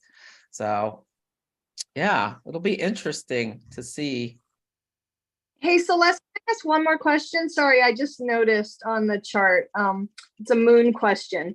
My Cancer is intercepted by Gemini. So do you do what's your take on intercepted houses, I guess? So intercepted, when there's signs that are intercepted, and so Cancer and Capricorn are intercepted for you. I like the analogy. I don't remember who said it to me. It's like a Jack and Jill bathroom where you go into a room, like you go into a house and you can't go straight into the bathroom. You have to go through one of the bedrooms to go into the bathroom or another room. So you can't get to it directly. So, and it also has to do with like how you were raised. Like in your house, was it okay to be emotional? Or I would say, was there like there was some need for you to be really aware of what was going on underneath the surface, because you're a Scorpio rising as well as having that intercepted moon? Was there some difficulty getting to learning about how you were feeling rather than just acting out of the subconscious when you were a child, especially? I see. Okay, that makes sense. Yeah. Yeah. Yeah, the more difficult to, okay. So next up, I have the list for now is number 14. Oh, okay, back up. Is Vanessa here? Your guys are trying to give you a reading, even though you're, okay, let's do number 5 is Barbara Mansour. Barbara? Come Hello. on. Hi. Okay, you're gonna have to give me your information. Ashley needed to run her daughter somewhere. Okay. What's your birthday? August 26th, 1961, And time? 7:53 p.m. And where? in Boston, Mass. Okay, great. Okay. Oh, okay. So you are a sun in Virgo and a double Pisces. So your moon is in Pisces and your ascendant is in Pisces. So this is really interesting with Saturn getting ready to go into Pisces. That is something that you're probably going to notice. So when you've got a Pisces moon and rising, I find with that, people are very sensitive to other people's energy. Like, do you feel like you need alone time to really like disconnect from, especially if you're around someone who's very nervous or very angry or very like on edge? Do you feel like it impacts you? Absolutely. And more as I get older. Mm-hmm. I thought Yeah. it would be less, but it's more. Yeah, that's that Pisces energy is really sensitive, absorbs things, and really needs like tools to like get their energy off of you, whether it's like clearing the air with a tuning fork or just wiping it off or tapping or drinking water or something. It's good to have those. So Saturn's going to oppose your sun from the 12th house. So you may be finding, notice how you feel when Saturn goes into Pisces. Is your health great? Yeah, I'm in pretty good health. I have like these sort of chronic Virgo things like gut issues and stuff like that. But yeah, it's pretty good overall, just like minor things. Okay, yeah.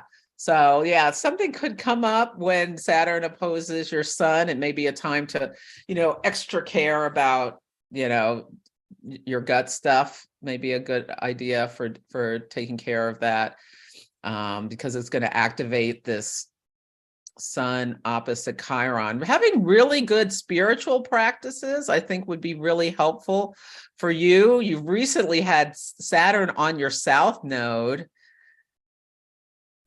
Have you felt like really challenged recently, or? Totally. It's like I've had a few times in my life where I've felt like this, and I'm currently in one of those times, actually. Yeah. Yeah, so Saturn's really, yeah, that's really, you're in a time that seems like it can be really challenging. Let me look at you. So eclipses are times of big change. Let's look at you with the next eclipse. I'd have to say 2023 has been just intense so far. So right around April 19th is the eclipse, and Saturn's going to be on your Chiron in the South node in your 8th house near your Neptune. I don't know if you're feeling any call to like do some kind of therapy or something like that. There could be a time where you're really feeling like dealing with some issues or deep-seated, if there's emotional wounding you feel like you need help with, or could be treated through therapy, you might want to consider that. You're going to have a new moon right near your 2nd house of, like, I don't know, do you have any desires to change your work or? Yeah, I have lots of things going on with my siblings and old wounding and my parents and caregiving around my parents and feeling very much taken advantage of, taken for granted. Also, I'm moving. I'm in the process of moving. I'm also was just at work. We shifted into working from home, so I don't have the camaraderie. Just like and other things too. It's just been endless.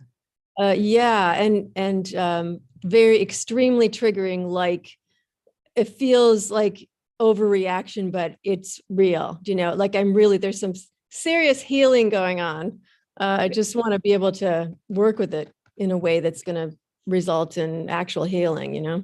Yeah, on March 11th, Chiron and Jupiter are going to meet. That is a day maybe to take some day for you to do some spiritual and healing practices. You talked about your parents and your siblings. That's Mars in your 3rd and 4th houses.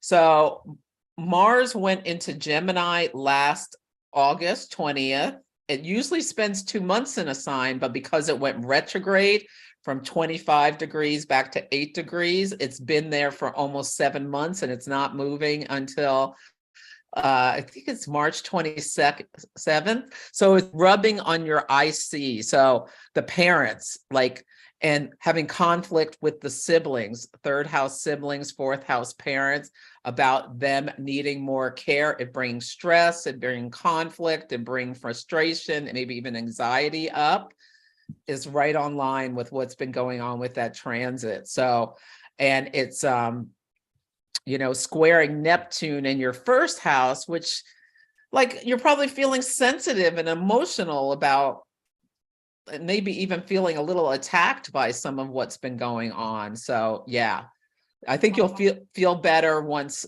Mars gets out of Gemini. Yeah, that sounds good. Yeah, it's been really, really challenging since about December. So yeah. And that eclipse will trine your Uranus and North Node. It'll be at 29 Aries. So in the 6th house is also like daily life, the work you do, and from your 2nd house of like resources and money and salary, trining your 10th house. So if you're thinking about making job changes, I'd say March could be a good time for you to, get your resume together and start putting out feelers. Potentially. Interesting. There could be or there could be like just some change in your job, or maybe it's just you've gone, and maybe it's coming in, eclipses can come in early, maybe it's just working from home, possibly, but there could be more to it. Yeah. Yeah. Okay, well, I hope that was helpful. Yeah, well, it kind of helps to, when did you say Mars moves out of Gemini? March 27th, I believe. It Okay, goes so into okay. Cancer. Yeah, okay. So yes, it's yeah, it is helpful. It's just interesting. Because what you see is challenge, and that's what I'm plunked in the middle of right now is a challenging time. So Well, Mars is the planet of drive, action, it's rules conflict. Mars severs, Mars separates, Mars like pokes us. So it makes a lot of sense that, you know, you're having this sort of thing go on. Looking at, when does Mars? I'm such a peacekeeper type of person. And the other day I had like a yelling match with my landlord over my security deposit. Afterwards, I felt completely justified in screaming at her, which is so not like me. That's Mars. That's Mars. Yeah, you've got that Mars in Libra. And yeah, you're driven to have harmonious relationships, but you know, sometimes conflict, we need to have it to settle things. So yeah, it makes total sense. Mars is right near your fourth house of home. And having a conflict with your landlord makes total sense with this. Yeah. Yeah. Interesting. Yeah. Thank you. You're welcome. Okay, Ashley. We have 20 now. Okay. Just need the number that you'd like to 18. pick. Okay. Alicia Welsh. Alicia, you still here?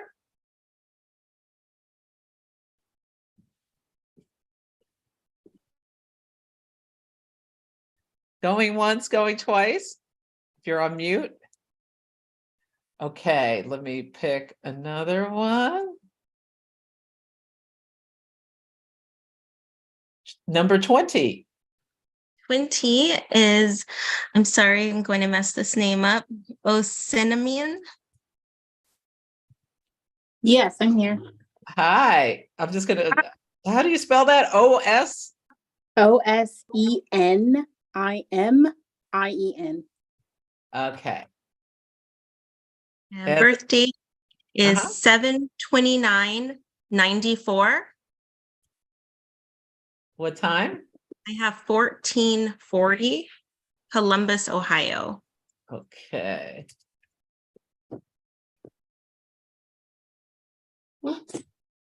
Columbus. What does your name mean? It means God has chosen my destiny. Ooh, I love it. What a perfect name for a Leo.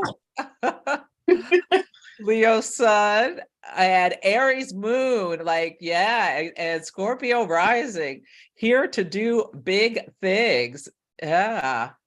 And maybe even healing things. Are you in a job that, I don't know, either nursing or healthcare or doctoring? No, not currently. My background was in engineering, and I would like to go into a more people-centered healthcare field. I'm just haven't figured out how to do it yet. Well, you're coming up on your Saturn return. And yeah, Saturn's in your fourth house. And yeah, with all that, like Scorpio energy can be the healer. It also can be like a researcher. With the Leo midheaven, I see you as someone who's meant to like be lead or be up front, be in front of what, you know, in your role. Have you had leadership roles in your current? Not in my current position, but in a job that I had previously. Yes. Yeah. And with a Mercury in Cancer. So even though you're a Leo, you have the Mercury in Cancer in a trine with your North Node in the 9th house. That to me says like someone who's takes care of people in some way. Plus having the Moon in the 6th house, Moon in Aries. Are you someone who's really good under pressure, or like this like is, I feel like emergency room is where you belong. Definitely, I have definitely been able to pull a rabbit out of a hat, you know, in a situation. So Yeah. high situations, I tend to be pretty cool under pressure. Yeah. And right now you're probably feeling kind of at a crossroads Definitely. because the nodes in the sky, the North Node and the South Node, are squaring your sun. And so it's like, do I play it safe, or do I take the risk and like push into my like what I feel like is my destiny, which is really interesting because you're in a time of life, like you're in the crossroads with your son, your identity, like you're feeling called to be more of service rather than, and you're called to like there's something needs to end maybe, but you're not sure what. And your natal nodes are in Scorpio and Taurus, but they're flipped in the sky. So you're in a nodal opposition. We talk about this in Moon Mastery too. So it's like situations are coming up that are probably uncomfortable, that may be pushing you to make changes, as well as you're as a Mars in Gemini, that Mars retrograde has gone over your natal Mars 3 times. Probably a lot of shadows energies are coming up for you to deal with, like what's holding you back, what's keeping you feeling like, do I do safety or do I take a risk? I'm going to pull you one of these cards about, are you thinking about going back to school? The moon is in your ninth house right now. So this is astrology in action. The moon in the 9th house touching your Mercury in the 9th house tells me you may be thinking about going back to school. The sun is shining on your Saturn. That speaks to like, are you ready to make some changes to the structures of your life in order to take this risk? There's going to be an eclipse to your moon in the 6th house, which can be a brand new start for you in terms of your daily life and such. Yeah, I'm going to pull a card for you about going back to school. What do you need to know about that?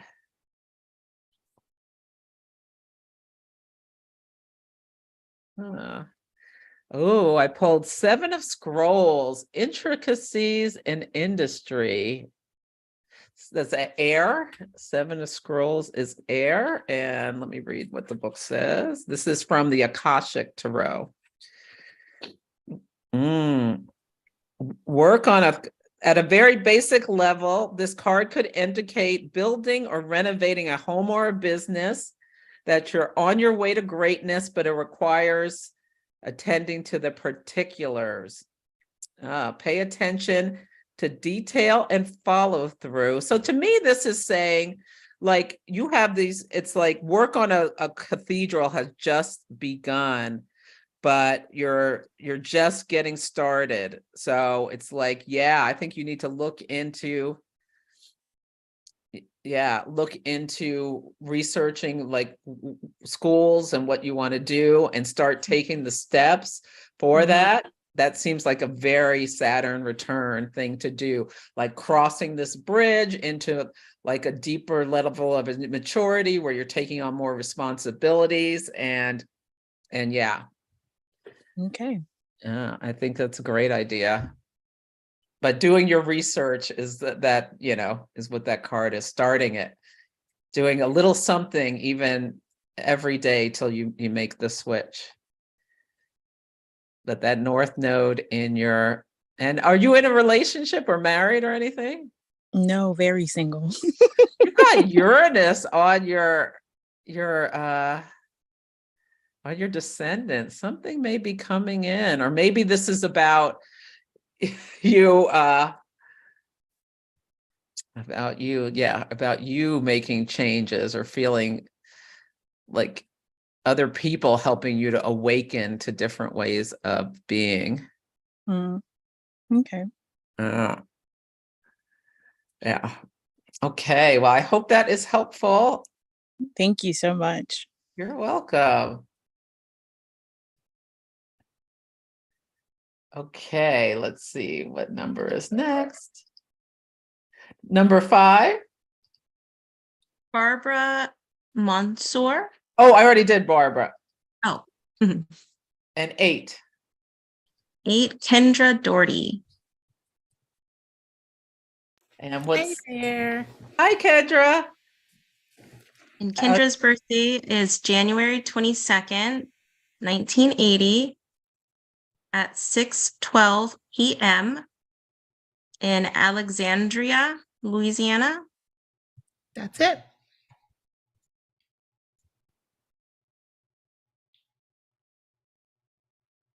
Okay. I am watching Your Honor set in Louisiana on Showtime right now.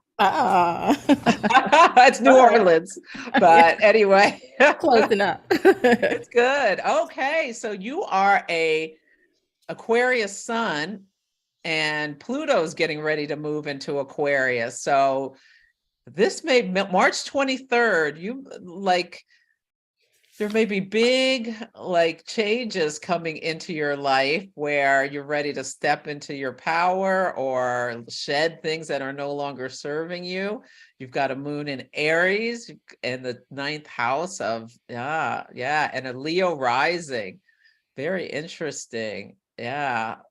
And Uranus is in your 10th. So the eclipses right now have been bouncing back and forth between your 10th house of work and home and family. So have you been undergoing a lot of changes over the last year? It seems like it. It seems like it. And work, I work at a school, and so the whole,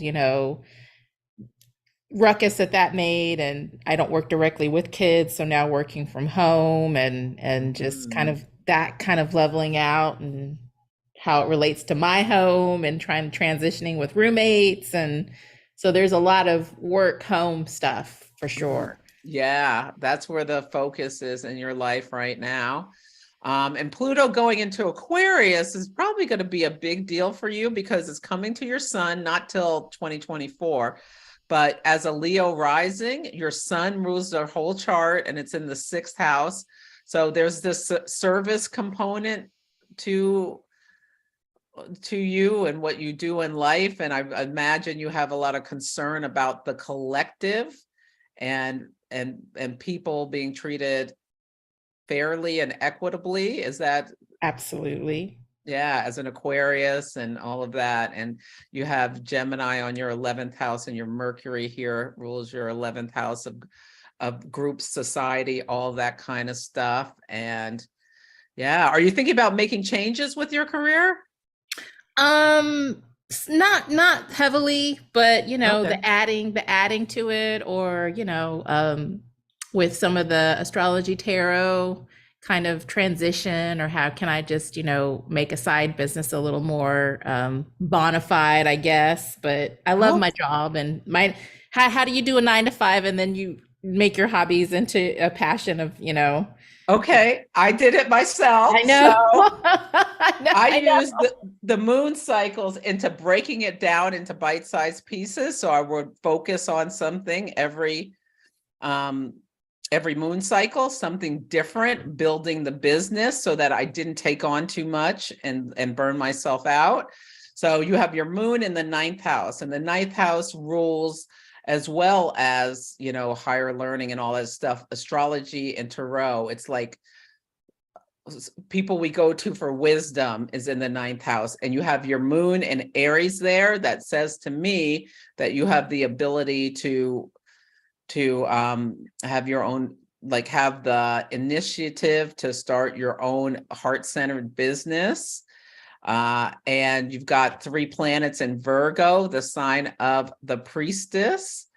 So like that, making money with, helping people have grounded spirituality can be something that's good for you. And you have your Venus, which rules your midheaven, in the sign of Pisces in the 8th house. So that world of mysticism could be something where you do well financially. Yeah. So I would say, start working on it. Like, you can come to, I do coaching if you want to sign up for coaching, or just come for a reading if you need some help, or you can take the class, or just learn. Yeah, I'm in the diving in, learning more. And it's always had an interest, but it's just the last couple of years where it's like, no, I think I could really do this. Let's learn let's just dive in. So yeah. But holding one hand, it's like, okay, there is the 9 to 5, and how does that work with career and home and gotta live, and so just kind of balancing that equitably. You can do it. So this eclipse coming up on April 19th is going to be at 29 degrees of Aries in a trine with your North Node. So there's going to be a lot of energy for a new beginning, for you to start something that is in line with your purpose. And having a North Node in Leo, like, you are meant to help lead people. And I pulled communicate for you. So think about your brand. Maybe that'll be the next thing that you work on. Think about what is your brand? What do you offer people? How do you help them? What's going to be the name of your business? Start thinking about that stuff. Okay. Well, thanks for taking a look. I appreciate it. You're very welcome. Ashley, do you mind if we do one more? Oh, not at all. Or maybe we can do a couple. Okay, number 12. 12, Precious Styles. Are you still here, Precious? Hi, yes. Hi. Birth date, September 20th, 1991. At 12:09 a.m. in Knoxville, Tennessee.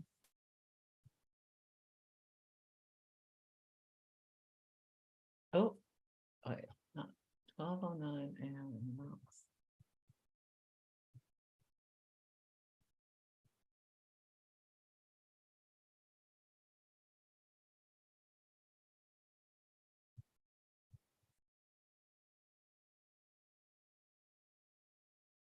Okay, Precious. You are a Virgo sun, an Aquarius moon, and a Scorpio rising.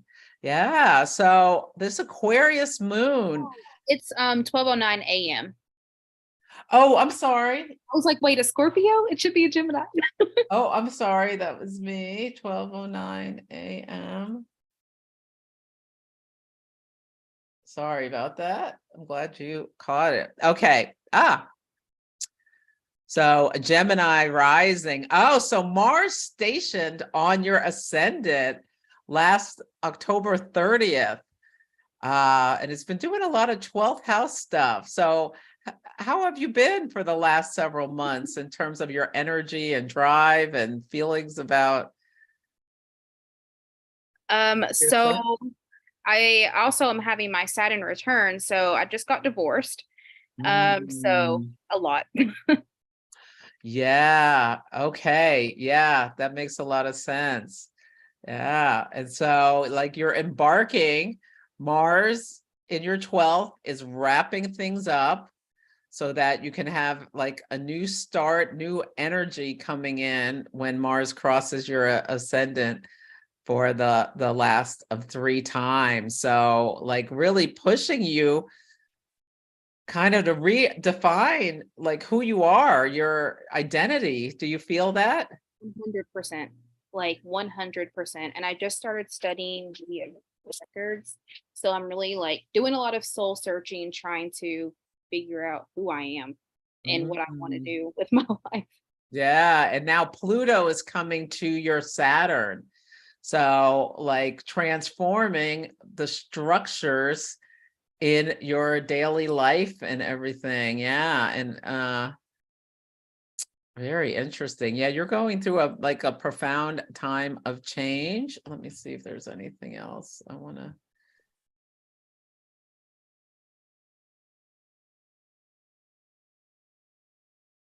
You've got a lot of energy in your 11th house. So like making sure you're spending time with like the friends that matter for you, or maybe even joining some groups or associations where you can be with other people who have the same values as you do, or doing stuff for like organizations or things may be a good thing for you to do. You're going to have an eclipse in your 11th house. It's also the house of hopes and dreams. So taking actions to like really fulfill what you want for your own life. Do you have kids? No. So you're divorced, you're back, like you've got a new leash on life, and yeah, can really start taking actions for your self-actualization. Uh-oh, the light went out. Yeah, is what I would say is coming up for you. And Saturn coming up to your midheaven. Are you happy with your work? No. It's going to be a good time to think about maybe making a change. Okay. Yeah. Because that can be a time, yeah, maybe separating from something that you don't value and moving on to something that you do. Oh my God, I pulled the metamorphosis card for you. That's what you're going through. That is perfect. That's perfect. Yeah. So you're just in this time of big change. Thank you. You're welcome. Okay, let's see. What's number one, Ashley? Number 1 is Catherine. Catherine, you still here? Yes. Okay. Let's do it. And you probably have her info, but it's 12/29/1969. Okay. December 29, 1969. What time? 6:15 a.m. And where? Binghamton. Okay. BINH. Okay, New York. Binghamton, New York. And this is Catherine B, right? Yes. Mhm. Okay, good. I can't see everyone right now. Okay. Yay, Catherine. Yay. Let's check it, make sure it's right. And do you have a question, or is there something you want me to look at, or just?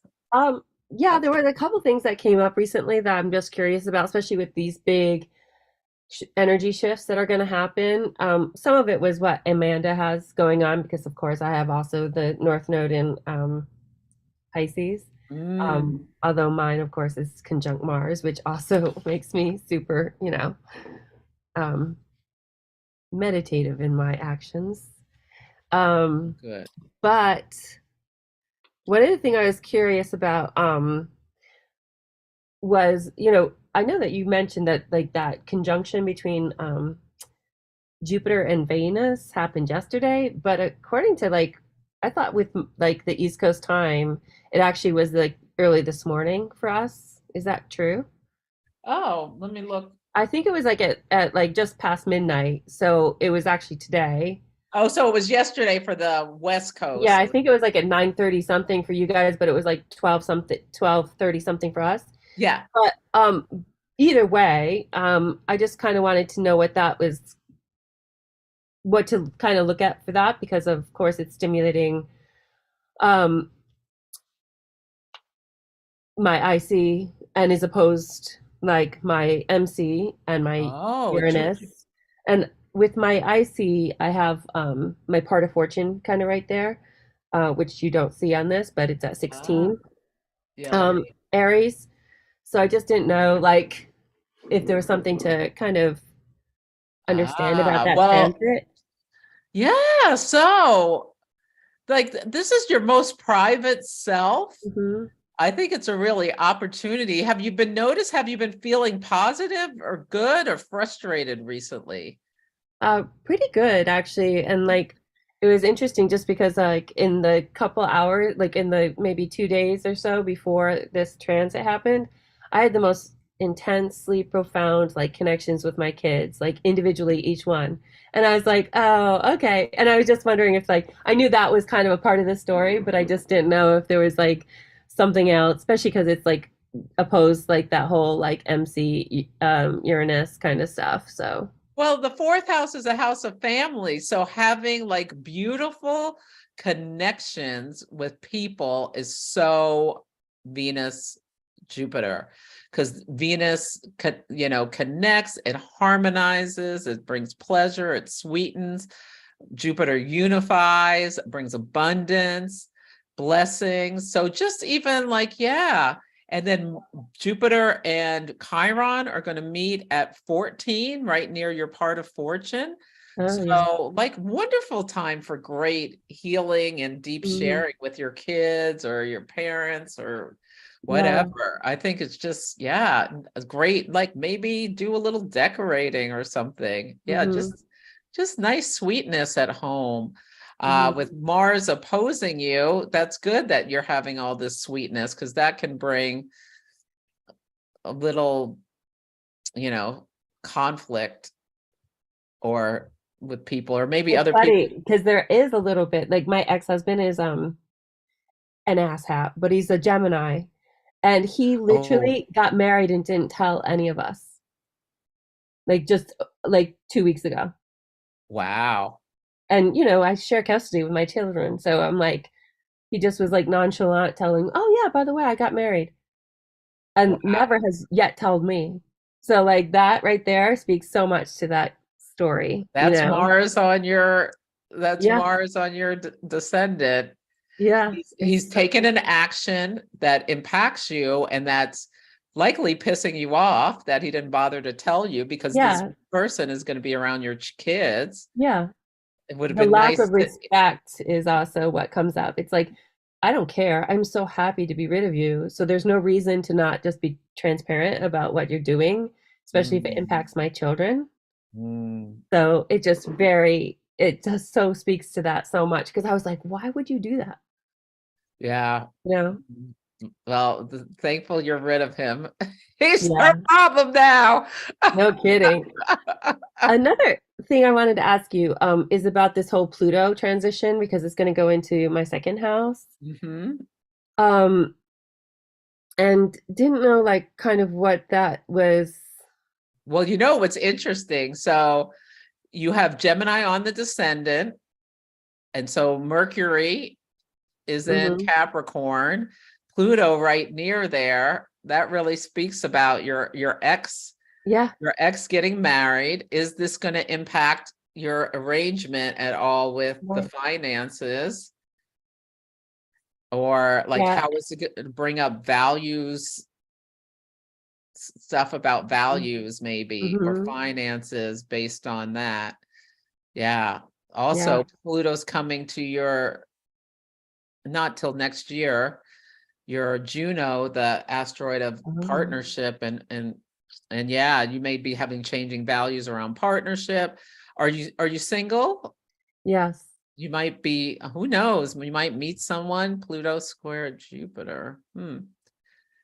Yeah. Yeah. It yes. I mean, it's an open thing, but it's just like right now it's by design that I'm single. Mm-hmm. And also because, it's very scary with kids, like Yeah. bringing Yeah. anyone in, like at least for me, it's like Yeah. Yeah. very I mean, disturbing. you don't need to date a single person. Yeah. But yeah, Pluto will square your Saturn. So that can be a time where structures and things are changing. Yeah, I think stuff is going to come up around the kids and sharing with your partner. Hopefully this woman is a nice person. Yeah, I mean, she's probably as best as he can get. So, you know, I was young and dumb. She has no excuse. Let me pull a card for you. Can I ask you before you go on, like aside from, you know, that guy, with Pluto going into the second house of, you know, of my Aquarius and a little bit of Capricorn, obviously it's ruled by Capricorn, but and then I have also that Uranus on my MC. Is that like really telling me to be like thinking outside the box in the ways I generate income and stuff like that and bring in Yeah, like, if Uranus on your MC, you probably don't like working for other people. No, because they're always not as smart as I am. So you probably want to like do your own thing. So yeah, be creative about and the South node's in your 10th house. So making some changes about how you generate income, I think is a great thing to do. Transforming your income with Pluto going into Aquarius. Yeah, definitely. What do you do now? Well, I'm, you know, currently living off of alimony, but that's going to end soon. And, you know, I've been in this career, like creator, program. And we're launching in April. But, you know, I've always been an interior designer and a stylist and art curator, but in New York City. So it's like living in, you know, the swamp here in Florida is like very challenging to me, especially because I'm like so much about justice and about all these other things. And to thrive creatively, it's hard to be in this shit environment. So I pulled preserve for you. So this to me is like preserving your finances with Pluto in your second house, and like you needing to make some adjustments based on, you know, the alimony situation. Venus rules your midheaven. You have Venus in your chart in Capricorn. Saturn's going to be sextiling your Venus. So I think, finding new structures about how you're going to be supporting yourself. And the eclipse coming up is going to square your Mercury in your second house. So I would start really thinking about how you're going to pivot with your income. And right now Saturn's squaring your Neptune right now, from the second house.